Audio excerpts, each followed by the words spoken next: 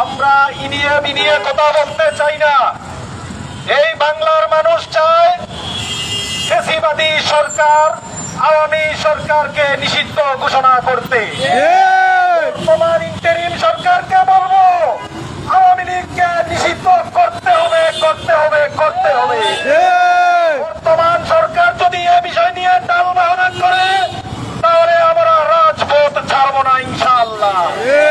সুপ্রিয় উপস্থিতি, আপনাদেরকে জানিয়ে দিতে চাই, আমরা জুলাই সনদের বাস্তবায়ন চাই। জুলাই সনদ দিয়ে যারা টালবাহানা করবে, তাদের কালো হাত ভেঙে দেওয়া হবে। জুলাই সনদ বাস্তবায়ন না করা পর্যন্ত বাংলাদেশে ইলেকশন করতে দেয়া যাবে না, যাবে না, যাবে না।